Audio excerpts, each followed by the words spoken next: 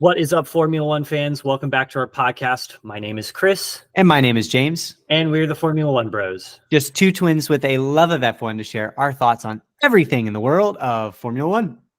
And we are back for our first Grand Prix review episode of season number 3 for us. Season 2, so I don't know numbers, but it's the 2024 season for Formula One. And it started us off in our now traditional location to start the season of the Bahrain International Circuit.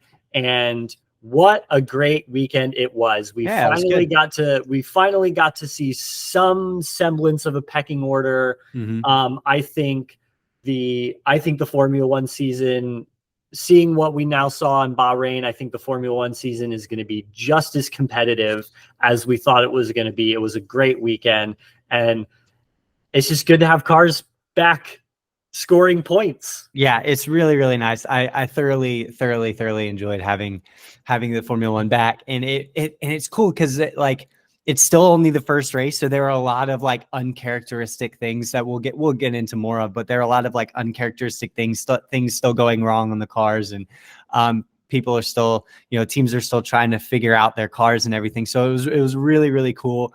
Little bit boring of a race, I will say, at times, but yeah, it's just nice to have Formula One back. Yeah, and that actually was going to lead me to my first question. Overall impressions, first race, done and dusted. What are your overall thoughts about the Grand Prix? I thought it was a really, really good race. It was, Max Verstappen and Sergio Perez getting a 1-2, which is how they started last season, getting a 1-2 in Bahrain. I think there were some struggles in other teams that I think made it seem like the gap is a lot bigger than it actually is, which we'll talk more details about that. But in terms of a competitiveness standpoint, I think all but one team look competitive. Yeah, it looks really, really competitive.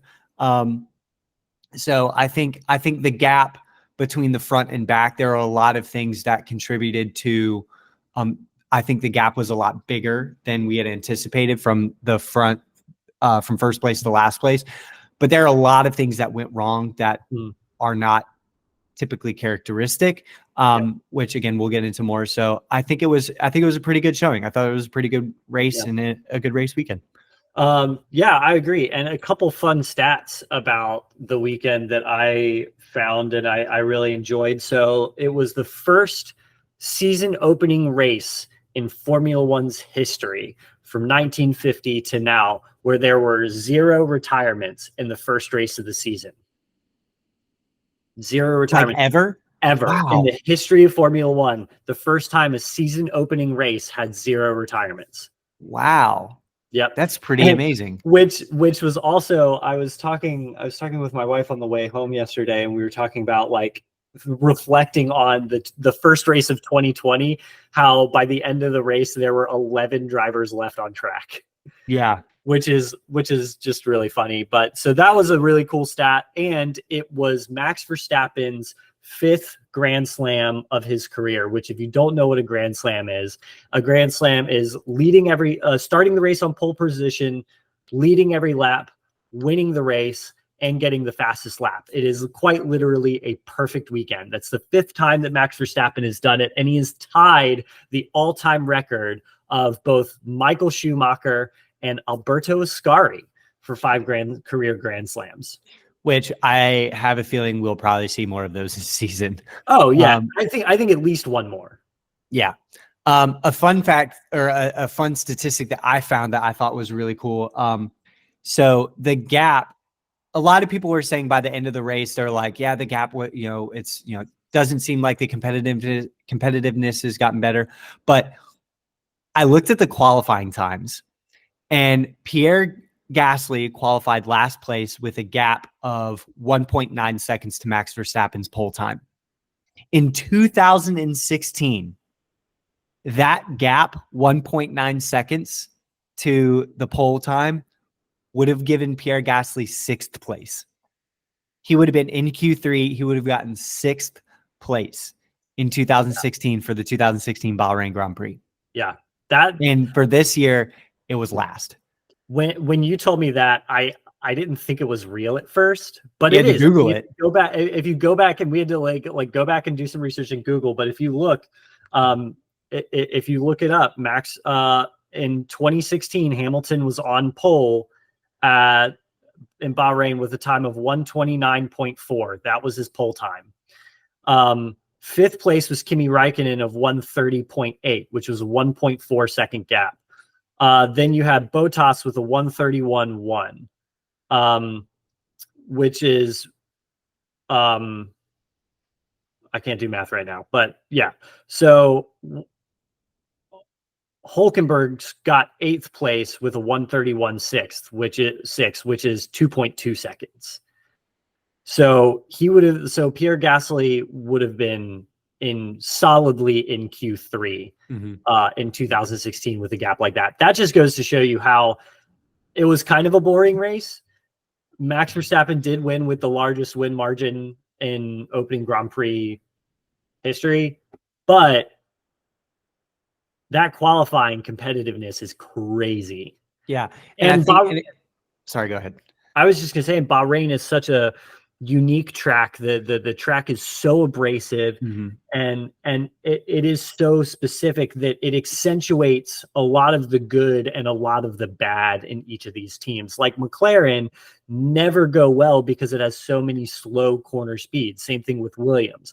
So it accentuated the worst parts of some teams, which is why I think, first of all, I think the season will be much more competitive from here on out. And I think Bahrain is not a true barometer of where everybody's at quite yet. Yeah. And I was literally just about to say that. And there's a combination between the fact that it is Bahrain. Bahrain is a very unique racetrack. And also at the same time, it's the first race of the season. Nothing goes right in the first season. People are still trying to figure out their cars. Drivers still figuring out the cars. Teams still figuring out their cars. And people are still not, we don't really get a true idea of the pecking order on just the first race. Yeah. So, and a lot of that stuff we'll talk about here in a sec, but yeah, I definitely agree. Once we'll have a little bit better of an idea, like Jeddah, maybe, but more so in like Australia, we'll get a really good idea of where everyone's at. I mean, if you take last year's first Grand Prix as a litmus test for the rest of the season, you would have been completely wrong because McLaren was the slowest team there. And then by the second half of the season, they were getting podiums. By second half alone, they would have been second in the Constructors' Championship, just looking at the second half. So, it is still 100% all to play for, and it is going to be ever evolving. But let's get back to this specific race and this specific period in time for F1. Max Verstappen wins. The gap to Sergio Perez was over 20 seconds, which was less than last year's, but he started from 5th on the grid. And I actually think that was a really strong drive from Sergio Perez. Oh yeah, I 100% agree. And he's definitely, I feel like he's definitely feeling the pressure a little bit, knowing that this is a big season for him. He knows that there are a lot of people that want that seat, a lot of people who are in the waiting, and I think deserve that seat just as much as he does. So he's going to kind of be driving for his life this season. And the same thing with Carlos, who ended up 3rd. He's also kind of driving for his life right now. So I think it was a great drive from Sergio Perez. It was a great drive from Carlos Sainz. Yeah, I think those two did both of them, Carlos definitely out of a job, Sergio Perez fighting for his job, and I think, some of the moves that Sergio Perez was putting on the Ferraris and George Russell were incredible. And I think if you take a look at the finishing times between Sergio Perez and Carlos Sainz, I think that gives you a really good idea of sort of the competitive gap between Ferrari and Red Bull, more so than what happened to Leclerc, because Leclerc was managing a serious brake issue in the race. Yeah. And I think that gap from Ferrari all the way up to Red Bull, I think it was not very characteristic of where the cars are at. So yeah. Yeah, so in our Grand Preview episode and also our preseason testing predictions episode, we picked a couple storylines that we would be following throughout. The first one that we talked about was the saga with Christian Horner and Red Bull. He is the case has been dismissed according to Red Bull, but there's still a lot going on in the background. There's still a lot coming to the forefront. This is 0% far from over. Yeah. We're not going to talk too much about it because a lot of this is speculation. A lot of this is there was a supposed Google Drive that was going of tons of anonymously reported evidence from somebody within the team about Christian Horner. There was a lot of stuff going on. But what we do know is that the complainant has a right of appeal, and I suspect that will likely happen. I don't really know, and I don't really want to engage in speculation. But Jos Verstappen came out with a statement after the Grand Prix, which was huge. Basically, part of me thinks it's a little bit political fanfare, just because Jos Verstappen is such a He is who he is. He is who he is. He was a very vocal character, but I think he does bring up a really good point in that as the longer that this continues, no matter which way it goes and no matter what happened, as long as this continues to happen, it is going to cause problems. And he even came out and accused Horner of just complete, as long as he's staying as team principal, he's basically tearing the team apart. And that was a really, really fiery thing to say. And I think there's a way more going on behind the scenes than anybody on the outside is knowing right now. So I don't want to speculate too much, but it's getting really insane at this point. Netflix is going to have a field day with this for Drive to Survive. Oh my God. This Drive to Survive episode is going to be nuts. It's just absolutely going to be insane, but things are far from over. And if there is anything that will seemingly undo Red Bull's success for this season, it's going to be this, I think. Yes. Yeah, it'll definitely stem from this. Their car is way too good, but if anything's going to be there and doing it, it'll definitely be this for sure. Absolutely. So the next thing moving on was just how far ahead is Red Bull? Yeah. So Red Bull, they and again, I mentioned it earlier. Red Bull ended the race, I think, further ahead than I think the gap between them and second place actually is. Because you think about it, those Red Bulls were working on all four cylinders. They were well-oiled machines. They looked polished. They looked good, and everything. And meanwhile, Ferrari got third and fourth in the race, so they're the second fastest team. In my personal opinion, I believe the gap from Ferrari to Red Bull is a lot closer than it may seem, because Charles was right from the get-go, pretty much the entire race was nursing a brake issue. Now, that brake issue was the fact that his front left brake discs were operating at completely different temperatures, over 100-degree difference. It's normal to have like 1 or 2 or 3, like a handful degree difference between the two of them, just based off of like the direction that the car, where's the weight distribution in the car based off of the specific turn, or something like that. But being off by over 100 degrees is insane. And the car was essentially undrivable. But they did a couple things that managed it throughout the race, and he came home with a really, really strong fourth after chasing down George Russell at the very end. I think had Charles not, and Charles even said this, had he not had that brake issue, he would have been able to drive the car the way that he wanted to. And I think he would have been able to keep up with Max. So I think the gap between Red Bull and Ferrari is a lot closer than it seemed in Bahrain. Yeah, I agree with that. And I think, he said that he feels like he definitely could have had a much more competitive second. And like I said earlier, I think the gap between Perez and Sainz is a little bit more telling than Verstappen and Leclerc, I think, or even Verstappen and Perez himself. mainly because on fresh softs at the very end, Red Bull were not able to use 2 sets of hard tires because they had to give 1 set back because they had worn them during testing or during free practice. And so they ended up on fresh softs, which was not ideal because, the track surface and the tire wear. But on fresh softs, Sainz was able to manage the gap to Perez and was, I think, over the last 20 laps of the stint, the gap went from like 1 second at the pit exit to, I think it was around like 5 seconds at the end of the race. So I think the gap was very, very manageable between the two. And I think, give Leclerc a car that actually works properly, and he'll be right up there with Max Verstappen. And I think Leclerc in this Ferrari is faster than Perez in this Red Bull. Yeah, I totally agree. And sorry.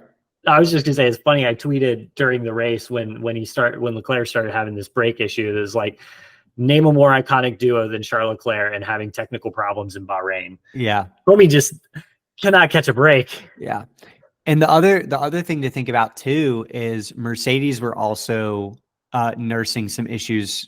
George Russell's car was overheating, and Lewis had a broken seat and he was dealing with battery issues. So I think if they're able to solve those problems too, I think Mercedes is going to be right up there in the mix as well. And McLaren was pretty quick too.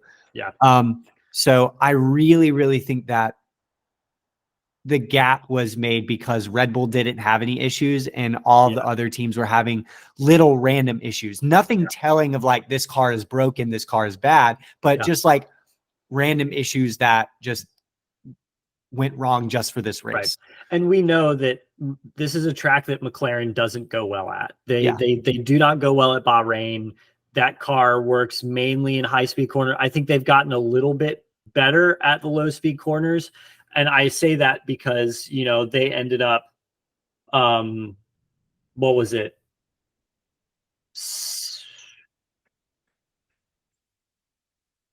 They ended up like 6th and 8th.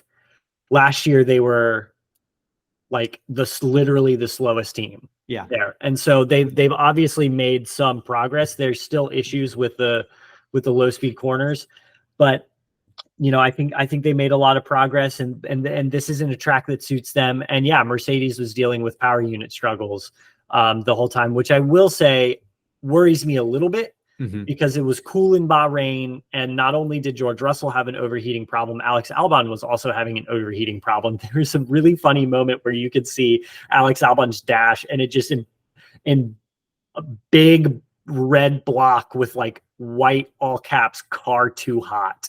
It was like this big warning on his dash, and I thought that was really, really funny. Which will make me really nervous because next week in Saudi Arabia, it's supposed to be a lot warmer. Right. That's what I was going to say is it was really cool, unseasonably cool in Bahrain, and they're going to Saudi Arabia, and it's going to be about 10 to 15 degrees warmer than it was in Bahrain. So I think that'll be interesting. And then from there, they go to Australia, which Australia is also right now, they're rounding out summer. It's summer there. And so it's hot there. So it'll also probably be hot for that race. They're probably going to start going into cooler weather fall as it starts getting warmer here in the northern hemisphere. But still, it's it'll be interesting. But I think that Mercedes issue is one to look at for sure. Yeah, then that's something that we'll be keeping a track of over the weekend. It could just be very circuit specific or setup specific thing. But we'll keep looking at that. We've talked now a little bit about, McLaren, Mercedes. I think overall, the gap between the second through fourth is going to be really tight. Aston Martin, I think if you're Aston Martin, you're a little bit disappointed. I think they ended up on that one-stop strategy, did not work for them at all. And it also didn't help Lance Stroll getting punted by Nico Hülkenberg in the first corner. So I think Aston Martin didn't have a very representative Grand Prix at all. So I think they have the potential to be in the mix. They didn't show us a lot in the Grand Prix, but they have the potential to be in the mix with that. I think the next biggest thing that we talked about was Haas and how consistent were they going to be? Could they be more competitive? Were they going to be 10th? And emphatically no, I think. Yeah, which is a very, very pleasant surprise. Very pleasant surprise. Yeah. I They mean, seem to. Nico Hulkenberg in Q3, his Q2 time was faster than Sergio Perez's. That was insane. Yeah. So I definitely think we've seen a lot of good things from Haas, and I think now with new leadership, I think they're definitely, not to say that Gunter was a bad team principal by any stretch of the imagination. I mean, it's hard to be a good team principal when you're just served a pile of poop. Right. So, or as Will Buxton said, taking a spoon to a gunfight. Right. So I think it was really encouraging to see how much that they have improved. And I don't know. I think they proved us wrong. We said that they were going to be 10th, and I think they're proving us wrong, which is always nice to see when teams prove us wrong for the better. Yeah. Well, and the other thing too is that we were kind of following about Haas is seeing if they were going to be more consistent, if they really had gotten this tire wear problem under control. And they have. And it looks like they have. At the very end, Kevin Magnussen was competitive with the RB, all of which we thought was going to be the 6th fastest team. Yeah. And here's the other thing too. Bahrain chews through tires, and they seem to be good on tires. Yeah. And Ferrari also has improved their tire situation too. Yeah. No, I definitely agree. And I think for a Haas perspective, I think you can't really take Haas's weekend result based on Nico Hulkenberg, because he fighting with Lance Stroll in the first corner. He didn't get away well. Lance Stroll got away really, really well, overtook him, and then Nico Hulkenberg just ended up getting into the back of him. Really and damaged his front wing, had to go in and pit, and that basically ended his race. So I think if you're looking at Nico Hulkenberg's race, you're like, ugh, yikes. But I think with Kevin Magnussen being competitive in the very last few laps, ending the stint on those tires, competitive with the RBs, I think, if I'm Haas, I'm taking that away as a win. And the other thing too is this is not really Ayo Komatsu's team. It's not really his car. Yeah. This is it's the same thing with Fred Vasseur from last year. You take it with a grain of salt, because he was not in charge of Haas when this car was created. Yeah. So I think it's going to be you need a full season and a half for the team principal to get really stuck in. Yes. But if I'm Haas, this is really encouraging. It is encouraging. And I would be very, very happy if I were team members of Haas. Yep. And then the only other thing that I think we really should talk about, Williams looked really competitive, but they also were compromised because of Logan Sargent's error, and ending up basically a minute off the back of the field. I think that was a real struggle for him. And I think if you're Williams, you need to kind of figure out what happened there and see what if anything needs. It was just a minor mistake, but it was a minor mistake that could be worth something in the future. So but sure. I think Williams looked competitive. I mean we talked at the end of our preseason predictions episode that we think that overall, top to bottom, we think this field is going to be competitive, and I think that's true for 9 out of the 10 teams. But we have to talk about Alpine. Whoo! The 10th team. Oh, God. I mean, we knew it was going to be bad. I mean, granted, it is Bahrain, and it's a tough track, but still, that was emphatically the slowest team there by some margin. And as soon as the race was over, their technical director resigned. Yeah, like if I am the not good. If I'm the Renault board, I'm hitting the panic button. That was really bad. Shot. They are a works Formula One team. Here's the other thing. They are a works for. Did anybody just see my cat? Oh my God, my cats are having World War III over here. Stop. They Meanwhile, are a mine's asleep in his cat tree. they are a works Formula One team getting 18th and 19th, and it has to be said, this makes Formula One look so so so silly for the reasons in which they denied Andretti a place on the grid. Yeah. You have Yes. a works Formula One team qualifying 18th and 19th for your Grand Prix, and you're saying that because one of the reasons that Andretti cannot get on the grid is because they're a customer team. And then you look at what happened with Renault. That is embarrassing. If I'm Formula One, I'm embarrassed. Yeah, it was really Like, bad. not to be like, beating a dead horse with this Andretti stuff, but like it was Really bad. Alpine's performance this weekend was shocking. I had them picked 7th because I was like, they're a works team. There's no way that they're not going to do well. Are you kidding me? That I was shocked at how poorly they performed this weekend.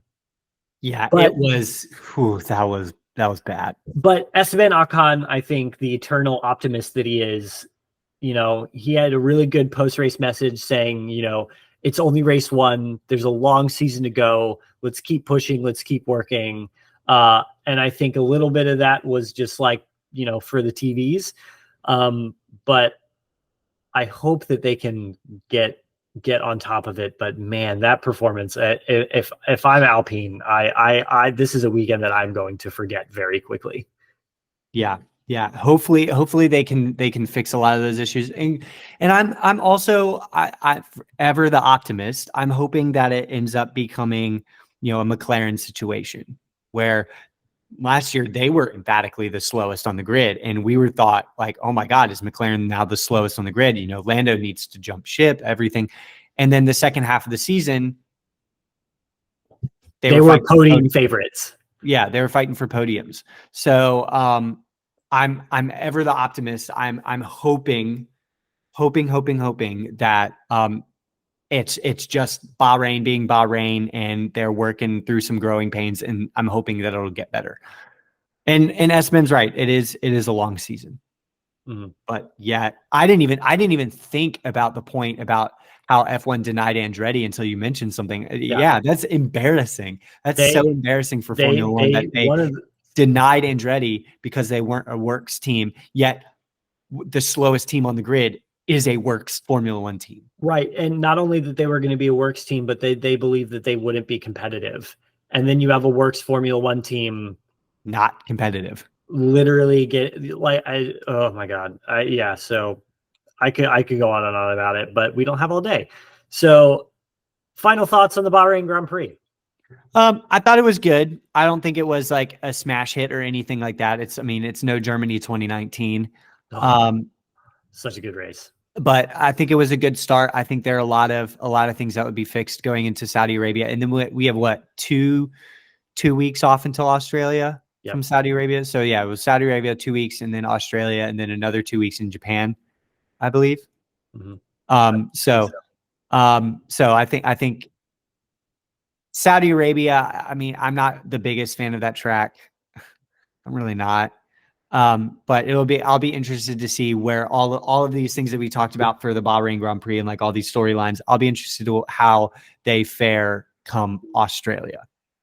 Yeah, I think Saudi Arabia is going to be another really interesting track. It's a high speed track, so I think McLaren is going to go really well at Saudi Arabia because it is such a high speed track.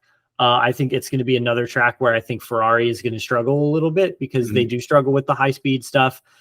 Weirdly, except for Monza, like Monza and Singapore were their strongest tracks last year, which I thought was weird. Which should have been like their worst. Right. So I think we're going to get a much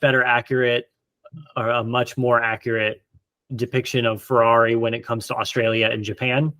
But yeah, so I think a lot of things are going to kind of be status quo because you're not going to really be able to make a huge amount of adjustments in a week, So, but my final thought is it's just good to have Formula One back, and it is making me so excited for the remainder of the season. Yes, I can't wait. Yeah, I'm excited. It's nice to have Formula One back, and I don't think it's going to be like last year where Red Bull completely run away with it, because we'll also be interested to see what happens at the top of the team and if they fall apart. Yeah, but we shall see. absolutely. But fortunately, we don't have that long to wait. So we will be back on Wednesday or Thursday, whenever you are viewing it, for a Grand Preview episode of the Saudi Arabian Grand Prix, and then we will come back to you again straight away 1 week away for the Bahrain Grand Prix or Saudi Arabia Grand Prix race review, which again is another Saturday race. Yes. So we'll see you then. Yes. And until then, be sure to follow us on all of our social medias. Be sure to like and subscribe on YouTube. Listen to us on Spotify, wherever you get your podcasts. And we'll see you after Saudi Arabia.